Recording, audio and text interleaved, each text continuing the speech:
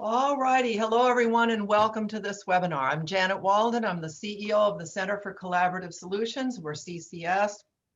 We're a nonprofit that was founded in 1991. We have a mission and a passion for unleashing the power of people working together. All of our work is in the public education arena. This is our fifth and final in a series of webinars CCS has been offering this year. We've covered a wide range of topics and the various areas of our focus. So please go to the CCS website to access these webinars, and Kim's going to place the link into the chat for you. So in this time of the COVID-19 pandemic, there's been such greater concern over issues of mental health. So today we dive deeper into this arena, and we have an interview for you with an expert, Dr. Scherz. So just a little bit of logistics before we get started. Our webinar is scheduled to go for an hour. It'll include answering your questions. So please enter your questions in that Q&A section. You see the button there at the bottom of your Zoom screen as you think of them throughout the interview conversation, and we'll get to as many of them as we can during this session. So now it is my pleasure to introduce you to today's speaker, and also to Bruno Marchesi, who will be interviewing Dr. Scherz. So Dr. Scherz is a clinical psychologist. He's an author. He's a consultant. He's the CEO of an organization called TeacherCoach. He's been working in education and with educators for over 30 years. He specializes in creating innovative prevention and intervention programs that support both individual and organizational wellness. Bruno Marchesi has spent his career serving children, youth, and families in countless ways. He's currently the California State Director of the U.S. Soccer Foundation.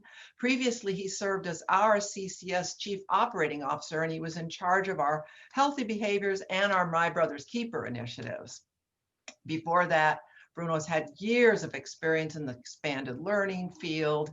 He's just got so much insight, as well as he's had a lot of opportunity to make important contributions to the field. So we thank you both very much for being with us today. And I'm now handing the mic over to Bruno. Great. Thank you so much, Janet. And what a pleasure to be here today with all of you and to have an opportunity to speak with Jared today about this very, very important topic in this time of crisis and need and community healing. So Jared, if we could start with this, we're in the middle of a pandemic, global pandemic, the middle of a public health crisis. But before the shutdowns, the lockdowns, before March, what was your take from an educational lens about some of the things that were front and center as it relates to mental health?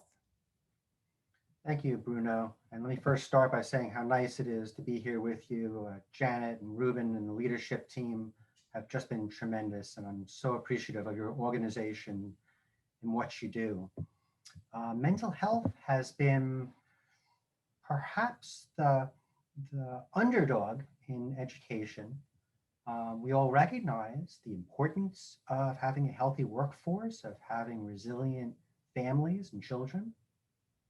But I'm not sure that we've really got a good grasp of what it takes in order to accomplish happy, healthy educators, a strong community. So because of that, we're sort of functioning a little bit behind the eight ball right now, and we're trying to play catch up because, we've suffered a terrible blow to our collective resilience, and now we're sort of fast forwarding, trying to figure out how to position ourselves in order to endure, this really long, enduring crisis. Yeah, and in the education world, we started with distance learning, or a lot of us call it Zoom and Zoom burnout, right? And so we thought that perhaps it was just a spring thing, and that, we would be able to get back into the classrooms for a lot of us. And that has not been the case. So now we're deep into the fall and going into the winter. So what have you seen through the distance learning models in terms of the basic needs around mental health that both students and educators are facing? The stories are so concerning because well-intended educators who are accustomed to being able to see and touch and feel the energy of the kids that they're supporting now have to divide their attention between sometimes some in class and some virtually. For those educators and the ones who are predominantly seeing kids, just through a camera lens, it's such a significant disadvantage to be able to motivate, to be able to sense, or intuit where the child is, to be able to manage behavior, to be able to inspire. It's a nearly impossible task to do at the standard or at the level that teachers are used to. And those with such high integrity, the folks who care so much, whether they're a paraprofessional, whether they're a classroom educator, an administrator, an after-school worker, all these folks care so deeply. I mean, we wouldn't be doing this kind of work if we didn't. And now we're asking them to do it, with severe limitations. And I think their integrity has caused so much distress because they can't do it to the degree, to the level that they wish they could. And that creates a terrible burden for those folks. Yeah, and as it relates to social justice and equity, what differences have you seen in, say, some districts versus others, or parts of the country versus others, rural and urban, around the inequities of the opportunities and for social help? Well, I think most people by this point are aware, at least, of the disparities. That's the more common knowledge, right? Lack of access, lack of support. Maybe families are having to work. Maybe they're growing up in communities where there's a food desert. They don't have access to healthy nutrition to be able to support their immunity.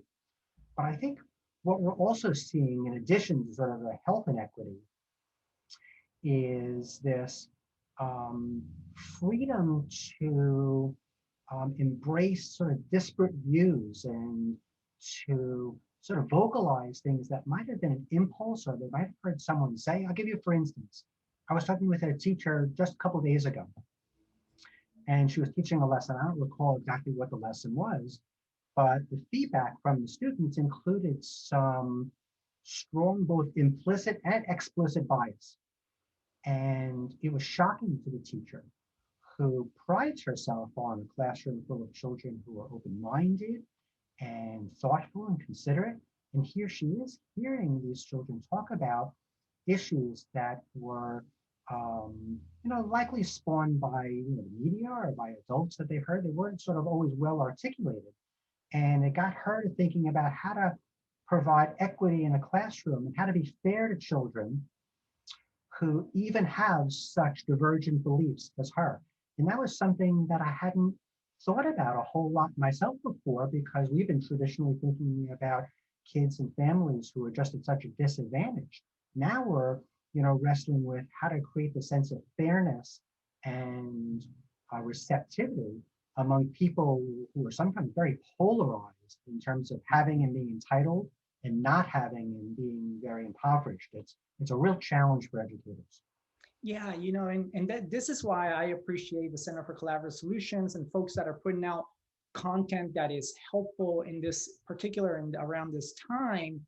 But, the more I listen now, I'm getting into podcasts and I listen to TED Talks, and, people always want to know, well, how did you get here? How did you get to be the speaker? Like what relevancy do you bring to the table? So if you could tell the audience that's here live with us and then they're going to listen to this later, what is your experience has been the last couple of years on your career to get you to be so passionate about this topic? I think from a very early age, I faced life with my own set of adversities. Growing up, without a mom and being in a neighborhood in which there was an awful lot of violence was a really strong impact on my career choice. So in the last couple of years, I think it's all coalesced into a much stronger emphasis on prevention. I've always thought about how we're such a reactive country. We spend so much time dealing with problems after they've happened. You know, to talk about the average district leader right now is putting out 3 or 4 fires a day. We're always in reactive mode, even before this crisis had happened. So what I'm hoping for is that the learning that I've had, and I consider myself a lifelong learner. I think the better we become at learning, the more curious, the more introspective we become and self-reflective, the better position we are to share that information, to be able to see ourselves clearly in relation to others. I'm hoping that we all collectively learn from this and recognize that there are a lot of vulnerabilities that exist. And thinking about my own susceptibility to harm, my children's susceptibility to harm, has just reinforced my enthusiasm for wanting to say, let's prevent problems. Let's just not deal with them after they've happened. Let's really figure out a mechanism to prevent burnout, to prevent turnover, to prevent mental health crises, among our adults and children. So that's really where my head has been over the last couple of years. Yeah, since we are post-election and there seems to be still a lot of unfinished business in terms of trauma and things that you watch on the news on a daily basis. The perspective that I come from is right now, at this very moment, my wife, who has been teaching for 20 years, is teaching through Zoom, through a virtual platform in her 5th grade class. So I get to listen in to what's happening on the ground, and I'm very passionate about how do we connect with young people. So when I speak to educators, they want to know, what is the scope and sequence of the lesson? What is the objective of the math, of the language arts? But with mental health, there are so many definitions. There are so many ways to get there, right? So just to get us back to baseline, what would you tell the folks that are participating here today about, like, when we talk about mental health, what are we really talking about? Well, it's a really good question. I think you are too modest, because I know that you have an awful lot of knowledge in this area besides being a spouse to a teacher. But I'll share my thought and then see what your reaction is to this, which is that mental health is to health, right? In health, we have a triad. It's our immune system, our prevention of injury, and that's put at risk by the amount of duress that we're under. And it's supported by our wellness activities, including nutrition and rest and exercise. In psychology, I think about the triad being our needs, which many people are aware we have them, but potentially couldn't name them, much less know when they're not being met. The protective mechanisms that we use, the things that we do to insulate ourselves if we believe a need is being threatened. So if I feel lonely, do I isolate myself? Is that my protective mechanism? And then social emotional learning, which are the ways in which we learn to get our needs met. So mental health to me is either the strengthening of that triad by reducing our protective mechanisms, becoming vulnerable, learning how to get our needs met, or it's the diminishing of that triad and weakening our resiliency, which then leads to more serious kind of problems, which in this country we label as symptoms or pathology. But in my world, those are really more messages that the alert system is going off and we're in danger. So that's my definition of how. No, that's a really good point, and I really like how you framed that with the concept of the triad. So I know that you work with many school districts around the country, and so although we have this definition that you just so eloquently laid out, at the end of the day, it comes down to policy, systems, and environmental changes, right? From the health world perspective or the education world perspective, a school board member at some point needs to focus on what is the policy, right? What is the system, school-wide system? So what have you seen around the country that ties with that triad around, say, policy? Well, in the last even couple of years, even before the pandemic, there were certain states which were mandating mental health, which is terrific. I think Virginia was one of those early states that was doing that work. So there's a recognition that, basic needs, if a student or a young person is feeling unsafe, if there's food insecurity, if they have very little volition, well, the chances of them learning are going to be less. I think we're starting to get the sense that if the same thing happens for an adult, if an adult is not getting their needs met, if there's a threat of burnout, if their stress level is too high, they're not going to be as effective with teaching. So I think we're right on the cusp of recognizing that social emotional learning, which has really always been in education. You ask any kindergarten teacher who's been around for a few years and they'll say, well, this is nothing new. Right. But the prevalence of it, the recognition that there's a connection to trauma, to mental health, to substance abuse, to bullying, even to organizational health and school culture. I think we're still in our infancy in that realm, but at least headed in the right direction, recognizing that there's interconnectedness in these areas. Yeah, and these are tough decisions, right? And as I have seen school boards and school principals navigate, what do I do next, with little guidance perhaps, or a lot of unknowns, or even when you plan and you thought you had a plan, it changed by next week because the factors changed and it's still very, very fluid. What do you tell school administrators or teachers about how do you plan for the unknown? Like what is the best way to approach this? I really appreciate that question, Bruno, because administrators have to become knowledgeable about everything, but they also have to make quick decisions.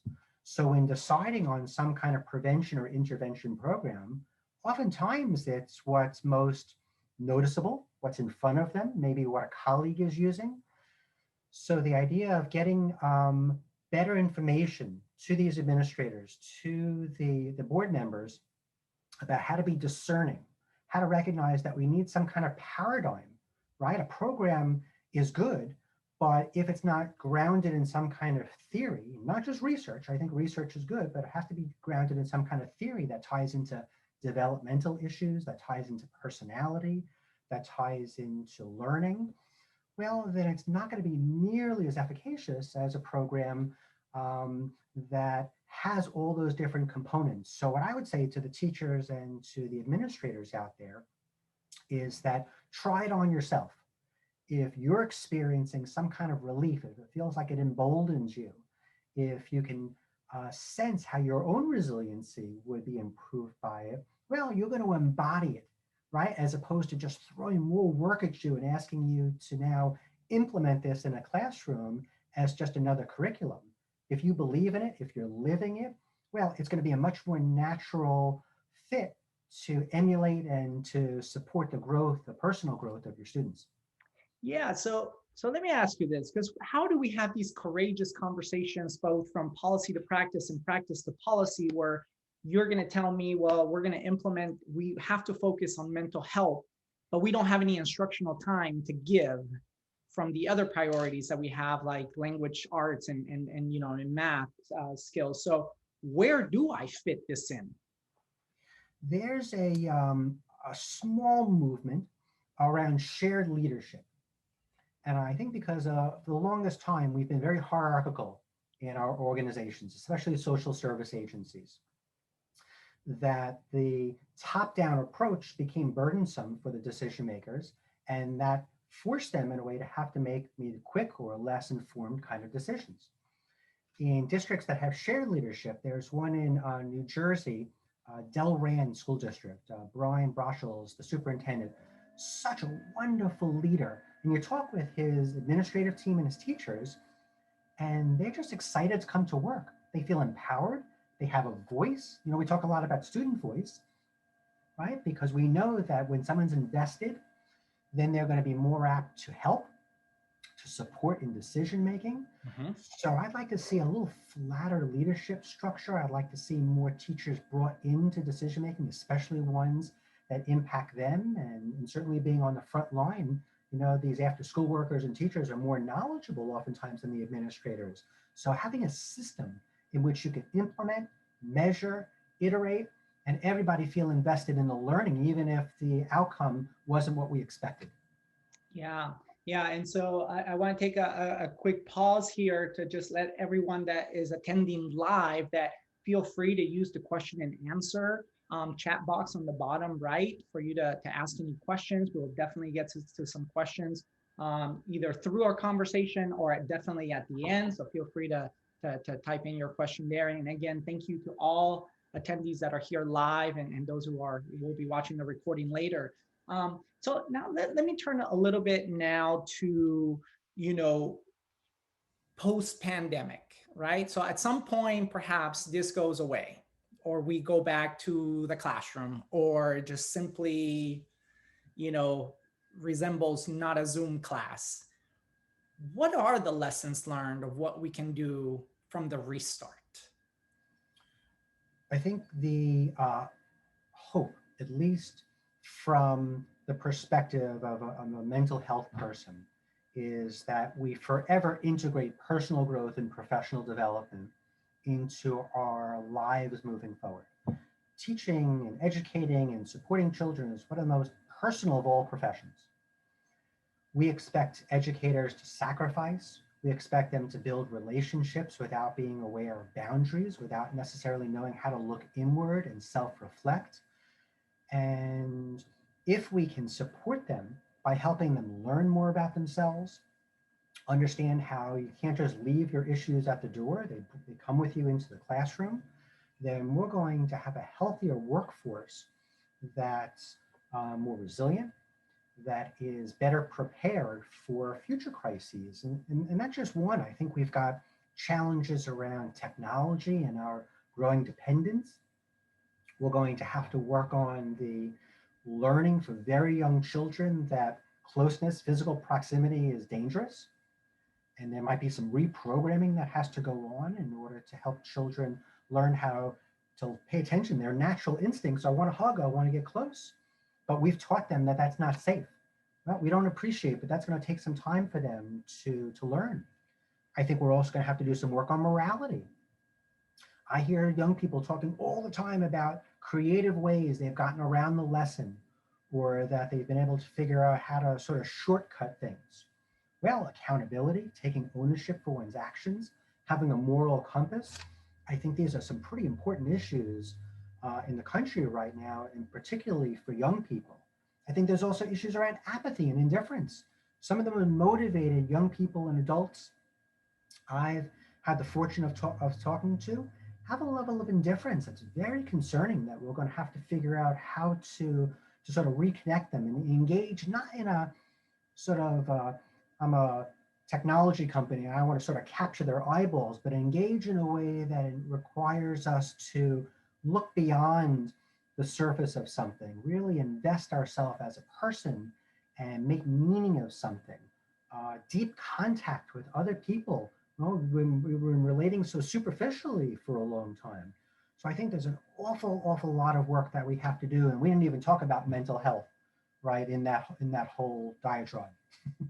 Yeah, so, I participated very recently on a webinar with a panel of young people, high schoolers and middle schoolers. And, it saddened me and it worried me that many, more than a few of them, their main story that they wanted to share is about suicide and suicide prevention of their peers, of themselves, and the lack of support, especially now with distance learning. What do we say to young people? How do we support young people that are going through, these types of issues where they're not being seen in person at school, so it's a little bit harder to catch or to diagnose? And so what do we do about that? I've got some very alarming information that's really come out over the last few months. But before I do that, if I could ask you a question, I'm sort of intrigued about the conversations with these kids, because kids talk about issues today that we were very tentative in talking about before. There's so much more upfront and transparent. When you were talking with them, could you detect any emotionality? Were they connected to their feelings, or were they sort of describing it in more of a detached way?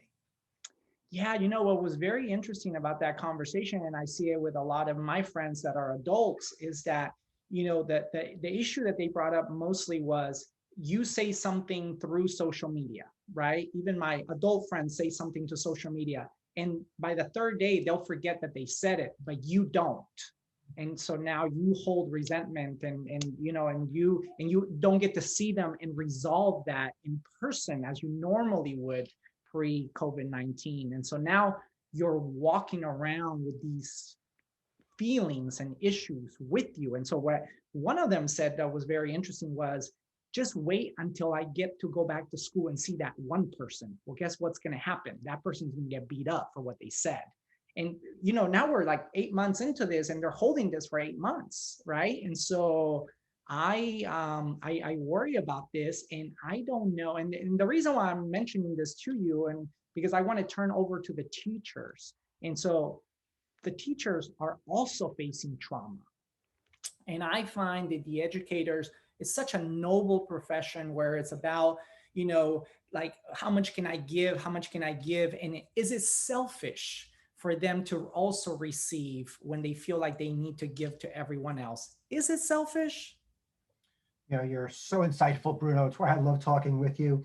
The first part of the question struck this chord for me because conflict and conflict resolution is one of the catchphrases that we've been talking about for a long time, especially in relation to bullying and peer mediation. But I think we can deepen conflict mediation to constructive differencing.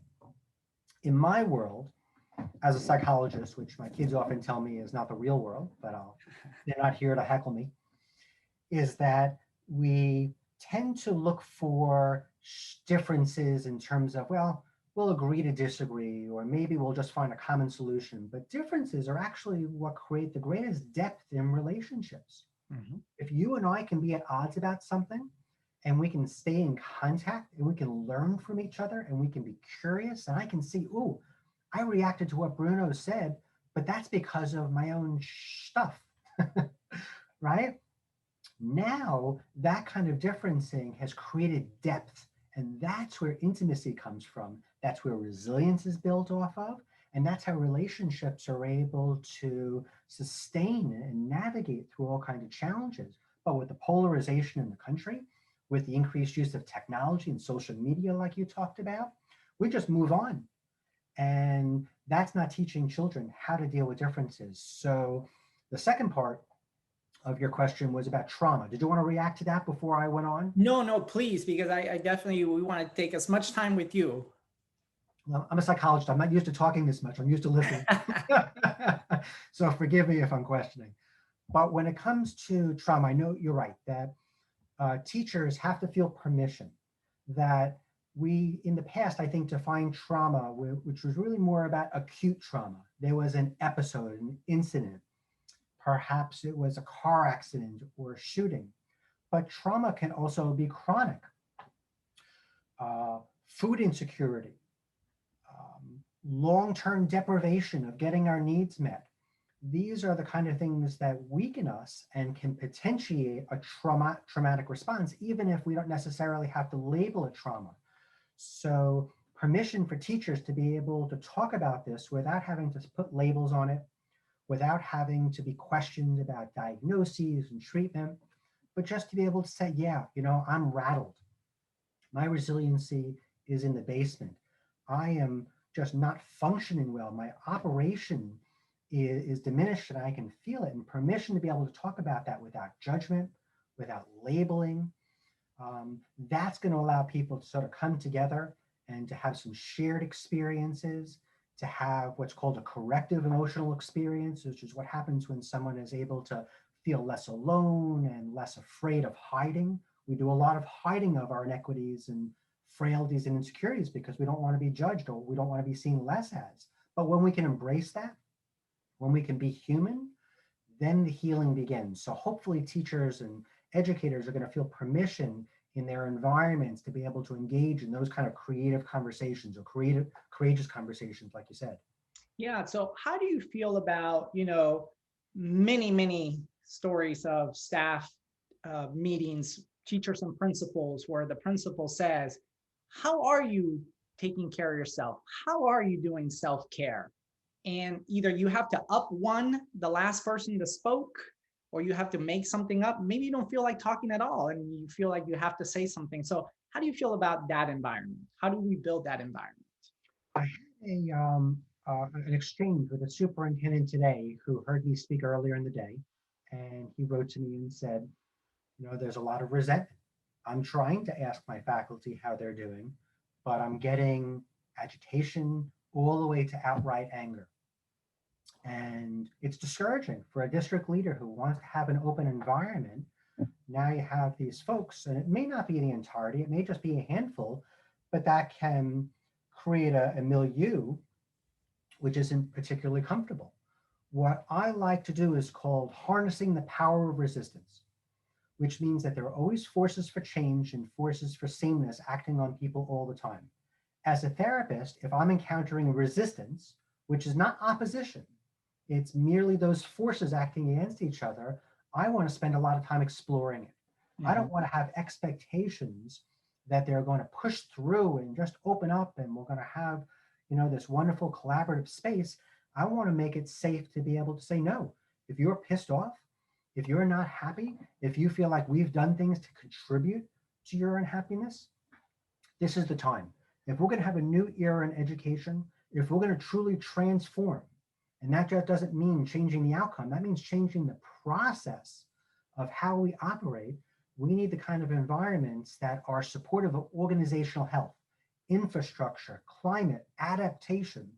Those are components of organizational health that we don't always talk about, but it starts with having a leader who's self-reflective, who's willing to give permission for people to be honest and raw, to be able to normalize the discomfort or the discontent that people are feeling, not take it personally, and recognize that if someone's not going along with what we're proposing and they just seem like they're being negative, they're not to be looked at as an adversary, they're looked at as a source of learning.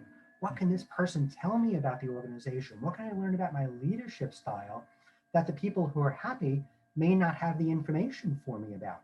So that's sort of the tip of the iceberg, I think, when it comes to creating that kind of climate, culture, and health that's conducive to the healing that we're going to need. Yeah, no, thank you for that. And I see some questions are coming through. So thank you so much for all of you who are asking questions on the Q&A box on the bottom right of your screen. I've done a lot of work around core values and just finding my own core values in the last decade or so. And I found that I have 3: humility, integrity, and service. And the integrity one always pokes at me in that we continue to talk about, like, let's do social and emotional learning with students, yet the faculty doesn't do it amongst themselves, right? Like it only goes one way down, but it doesn't go. So how do you feel about if a school district is going to promote social and emotional learning as a way of doing business or as a way of educating? Should it be all around, including staff? I learned a long time ago, probably in graduate school, that going into the field of psychology meant I had to do my own therapy. That if we're going to ask people to embark on very sensitive, oftentimes humiliating or shameful kinds of work, that one, we don't want to project our own stuff or expectations onto them. We don't want to react or retaliate when someone is focusing on us, when we just may be a stimuli for them. We want to understand the process. I don't know where I heard this. I think I heard it on a television show, that there was a guy who was walking down the street and falls into a hole. Have you ever heard this? No. It makes me tear up every time I think about it. And a priest walks by and the guy in the hole calls up and says, "Hey, Father, I've fallen down into this hole. Can you help me?" And the priest writes out a prayer and throws it into the hole and walks on. And then next, a psychiatrist walks by. "Hey, doctor, can you help me?" He writes out a script and throws it in the hole. And then finally, a friend walks by. He says, "Joe, I've fallen in this hole. I can't get out. Can you help me?" And Joe climbs down into the hole. And he says, "Well, what are you doing? We're both stuck down here." And he says, "Yeah, but I've been down here before and I know the way out." I'm like, oh, so being in the hole with somebody and being able to recognize our own limitations, our own equities, and model that has to be the start for any kind of personal growth journey that we're going to expect our faculty to go on. I don't even remember the origin of the question. I hope I didn't deviate too far. No, and I'm glad that you said that, because I'm a big fan of Brené Brown and her work around the power of vulnerability. And what I have found, in this Zoom world, I'm still either on mute or asking people that they're on mute, and I'm still learning the technology. And I find that so many educators are having to relearn or unlearn the way that they used to teach. And that, even for the most competent teachers that have been doing this for years, they're having to start fresh and look at it from a different lens. What have you seen about that? It comes with a lot of, sometimes shame, vulnerability of like not being adequate anymore. How does that tie into all of this? There's one particular teacher that comes to mind. She's been an English teacher for about 30 years. And she's probably got some of the highest integrity that I've met, cares deeply about her work, and puts in a tremendous amount of time and energy. And she described exactly what she said. She feels like a first-year teacher. Mm-hmm. She feels ashamed. She feels inadequate, partly because she stayed home and chose to teach remotely, because she was worried about her own health. She was worried about letting her faculty down, her colleagues down. Also afraid she wouldn't be able to reach the students. My work was not to advise or solutions or to even encourage. My work with her was to be with her in that kind of pain, because we first have to be in the pain before we start to reason and brainstorm. And my trust in her and my trust in people in general is, if we provide the right conditions, then we're going to be able to get them to a place where they have gone from feeling awful, moving through that to a place where they can become more, have more industry. And I think one of the ways we can do that, especially as administrators, is even thinking about sort of a system of polarities. When I think about teacher evaluations, which is a little bit tangential, but I think it ties into what we're talking about here, that it's oftentimes a system that creates a lot of judgment, a lot of insecurity and doubt. I've always envisioned a system based on polarities where every strength has a corresponding limitation. If I'm super organized, I've got my agendas, which is a true story. When I ran a social service agency, I was very proud of how my staff meetings flowed and everybody knew what to expect. And then one day I was challenged. What if you let go? What if you let go of control? What if you empowered people and focused more on the process? I'm like, oh, no, that'll lead to anarchy and it'll be out of control. But actually what happens is that the antithesis or the polarity takes effect. We become more spontaneous, we become more creative. So I'd love to see us support our educators by adopting or encouraging a measurement system that embraces polarities and helps us look where we are along the continuum, so we can do our own micro adjustments and reflect on maybe how a particular style, if I'm really fast paced or I create a lot of autonomy, how that might be working for some and not others. And now we've got an army of self-reflective educators who want to get better, not because of judgment or measurement, but because they're excited about their own development. Yeah. So let me turn it now from the teachers and the educators now to the students and families. One of the things that we used to, and you're currently in the East Coast, I'm currently in the West Coast, and here in California, there's a big movement around whole child health and wellness, thinking about the whole child and what does that really mean. But what I found through this pandemic is that when we talk about whole child, you have to take care of the family as well. It's not just about food security or insecurity for the child or Wi-Fi access for the child, but also the family. So what is your take on the idea of whole child as it relates to supporting the family as well? The idea of supporting the entire family and supporting the community and creating an ecosystem is a fantasy for me. I'm a little boring in my 50s. My fantasies have become a little dulled, but nonetheless, the idea of the school as the hub of wellness, oh my gosh, that is so exciting. Parents feeling grateful to the school district because supports are available to them. They can learn about bullying. They can learn about social emotional learning and be collaborators, be partners in the process instead of just expecting the educators, which is too big a burden for them to do. So whole child education to me, and I've written about this extensively recently, is also about the whole system. So starting with the child, you have moral reasoning and moral development. You have intellectual and cognitive development, social development, emotional, psychological, academic.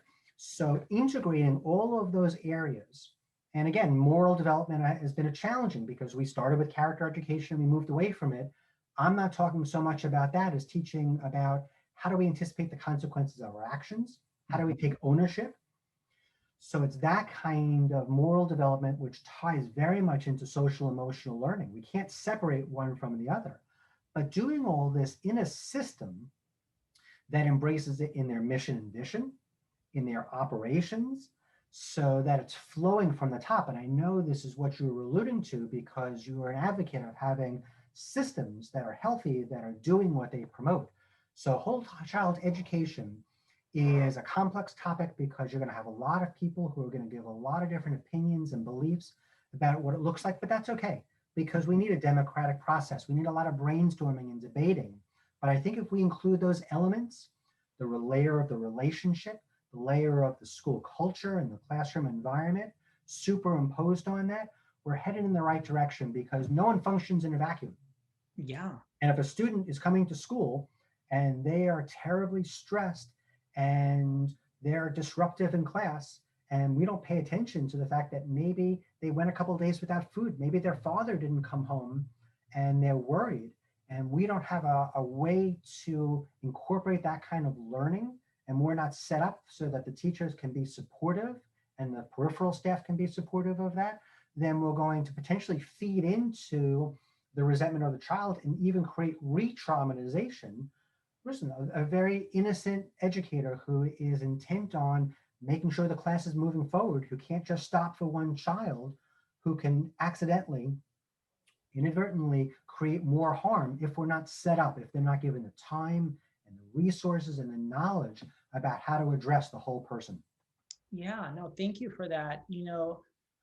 I'm one that believes that language matters, representation matters. So in a world such as the education one, where we live in an environment full of acronyms, and like youth development is now a different term 30 years later, and it really struck me that in your latest work, you talk about psychosocial emotional learning. Can you explain what that means and how do we get there? Well, we all have to have our own acronym. If we're not creating a new acronym, we're not in education. Yeah. Social emotional learning is a very complex set of elements. It involves how we insulate ourselves, protect ourselves from harm, maybe through humor, maybe through intellectualization, maybe through denial. But when we're protecting ourselves, it's because we're perceiving some kind of threat. Maybe the threat is real, maybe it's perceived. Maybe you're saying something to me, Bruno, that helps me feel insecure, like I don't know what I'm talking about. But instead of embracing that, my protective mechanisms kick up. I tell a joke, I diffuse the situation. Well, that's part of social emotional learning because in order to get our needs met, which was my definition of SEL, we have to be aware of what we do when those real and perceived threats present themselves, how to distinguish between those threats, how to have enough confidence and an awareness to be able to recognize the difference and to negotiate. All of that is psychology. All of that is about our ego strength, which is sort of a complicated sort of term for our confidence level. It's about our ability to self-reflect and make meaning of information that we learn. There are so many different components to it. And while it might sound like it adds complexity, it's going to be more comprehensive. It's going to be more impactful because it's not just nearly a set of skills and strategies that certain kids aren't going to learn. I mean, if you have one child who grows up in an area where there's a lot of gun violence, and they learn, you ever read the book, There Are No Children Here? It was Alex Kotlowitz. It was written like 25, 30 years ago. It was written about the Cabrini Green housing project in Chicago. And this reporter embedded himself into this family's home, right? So for these kids, stealing, deception, these were ways of getting their needs met. Yeah. Maybe not adaptive in a mainstream culture, but nonetheless, this is what they had to do. So we can't tell these kids that their way of getting their needs met is wrong. This is what they've learned. We have to be aware. We have to put on that lens of where did this learning come from? How did it work for them? How to not shame them, how to help them embrace that this was functional at one point in time, but maybe it's become antiquated. Yeah. So here's where equity now and morality all come into the picture. So when I call it psychosocial emotional learning, there are so many different elements of recognizing ourselves in relation to the other, right? Because this isn't just about skills. This is about, if I'm working with a student, how do they experience me as an adult? Do they see me as this old white guy who's out of touch? Right? And recognizing what that information means, how it's going to influence my relatedness with them.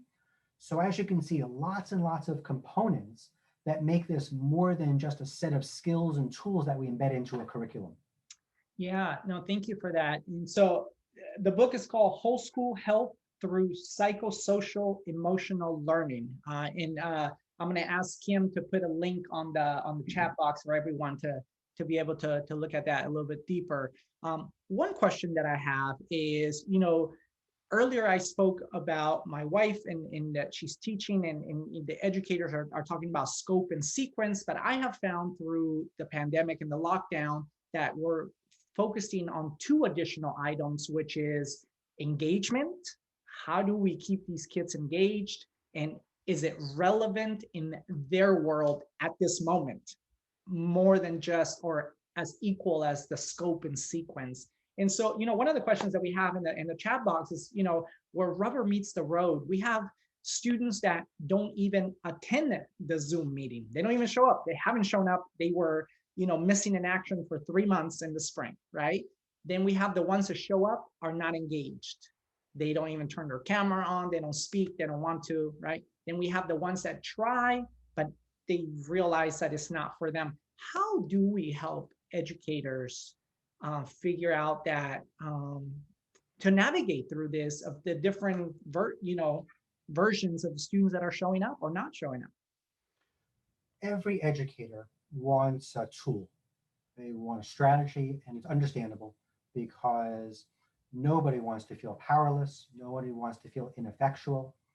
And least of all, do we want to see kids jeopardize their future by not investing themselves in the work. It's a scary proposition, and we're invested. The responsibility on that falls on our shoulders.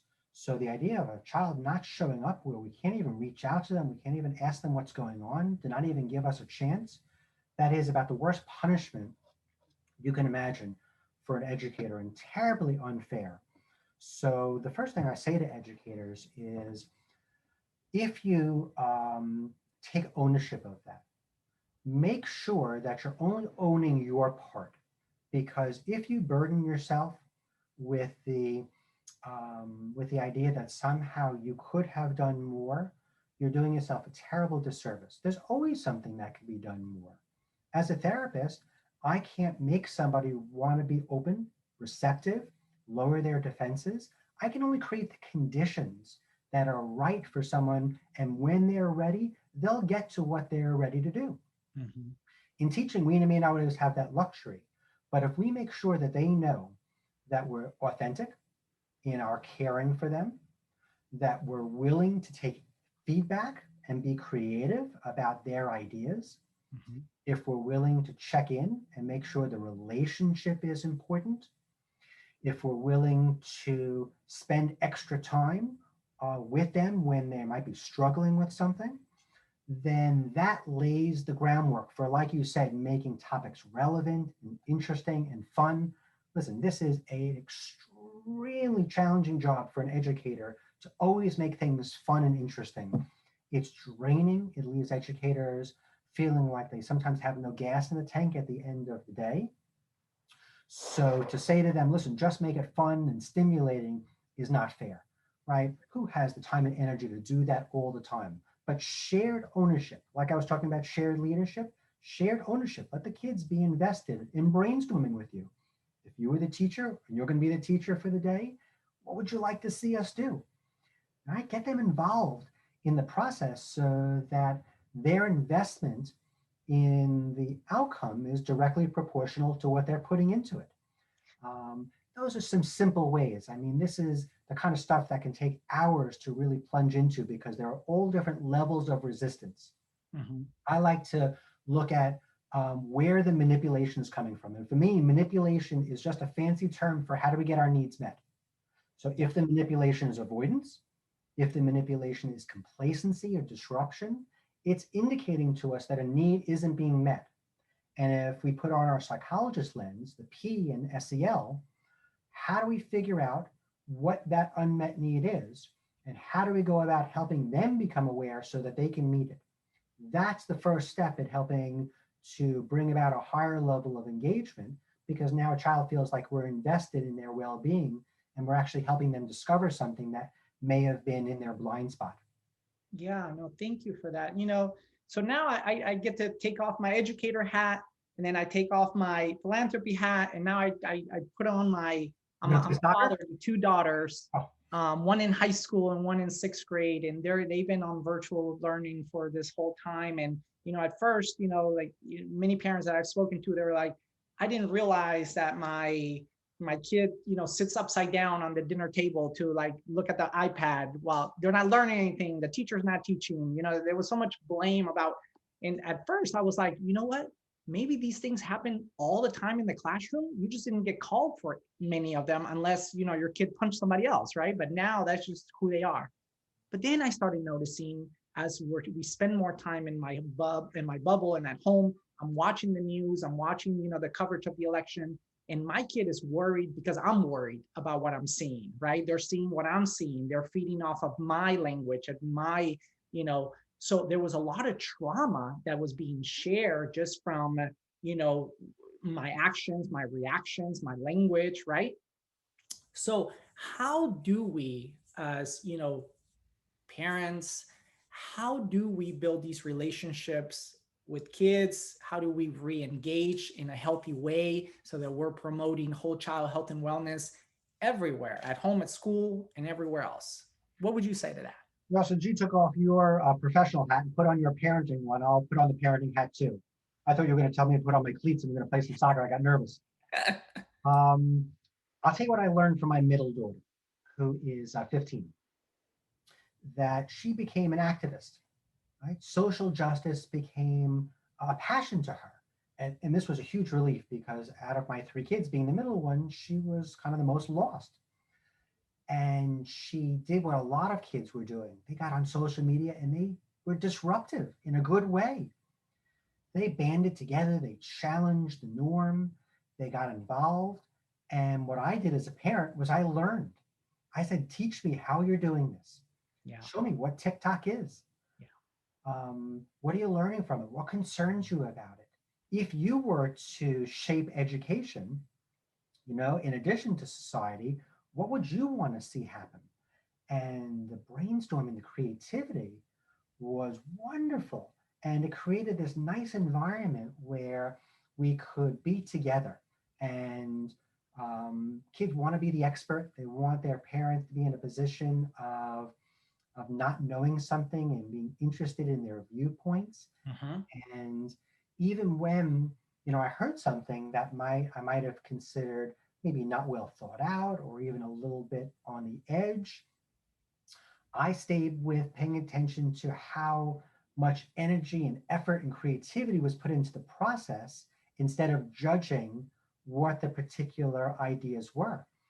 Oh, Sarah, that was amazing. I can't believe you put so much time and effort into this. I don't know if kids your age are all doing that. That is really something. Yeah. So that to me was my best learning, was putting on that hat of a learner and taking in, the incredible gifts that our kids have that we just have to sort of nurture to bring about. And it's about the connections, right? We had one of the questions was about how do we create leadership opportunities outside of these virtual classes, outside in the real world where it matters most, right? And this idea of disruption through, the technology or through means or whatever language they speak currently at the moment, whether it's TikTok or whatever. One question that I have that I've been meaning to ask you for the last couple of weeks that I've been talking to you is, for a long time, I've been hearing this idea of, well, kids are resilient, and we've been talking grit in education. If there's ever a time for being resilient or resiliency what does that really mean in this new landscape? My formula is how much a need is being met or conversely unmet, how much we're employing those protective mechanisms. And this hopefully should start to sound familiar to people, because if I'm a little old, so, I remember the Star Trek days. If you put your energy into the shield, you don't have your energy for the phasers. The amount of duress that the person is under, the amount of resources and support that they have, the amount of opportunity and equity, this is my formula for resilience. And we measure it by the amount of fatigue. Are we tired? Are we drained? Or are we really close to feeling like we're inundated? And if we're far along that continuum, what kind of adjustments do we need to do, which oftentimes comes in one of those areas that I described. And as you were talking about before, encouraging kids to be leaders is a great way. It's like when I used to play Monopoly with my kids, I don't want to buy any properties. I don't want to spend any money, but I would always win. How are you always winning, Dad? Are you cheating? Well, yes, I am, but I'm investing in the property. Right. The same thing happens here. We invest. We don't just establish a baseline, get them to be a leader. So if there's a drop off, if something happens, if they're challenged or threatened in a certain way, there's less room, right? Or there's more room to be able to sort of absorb that fall. And you teach them about their leadership style and you help them envision what they would do. You teach them about incremental and transitional and transformational change. You teach them about how to motivate people. You read the same book and you talk about it. Lots of different ways to build in leadership to improve resilience. Thank you. And so with the last couple of minutes that we have left, I want to just tell all the participants here on the call that this is being recorded. It will be made available later this week at ccscenter.org, and you will get an automatic email that goes out to you when that recording is ready for you. Also, how do we connect with you? I think Kim is going to do me a favor and put some of your social media handles and websites there. And I have just one last question besides telling you thank you. What is the message of hope as it relates to this topic? I am very much in favor of people connecting. Send me a letter in the mail. We don't seem to do that anymore. It's a nice way of being personal. But hope for me is the fact that we have recognized a lot of our fragility, a lot of our inequities as a society.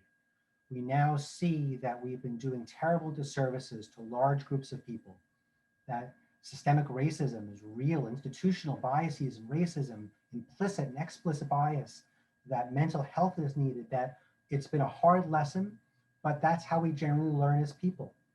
And because of those hard lessons, people are coming together, people are becoming activists, people are making change.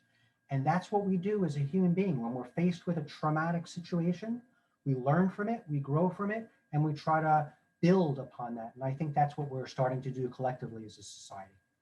Jared, thank you so much. I see that all your social media handles and your website are on the chat box. If anybody would like to connect with Jared directly, please use those social media handles and go to his website to learn more about his work.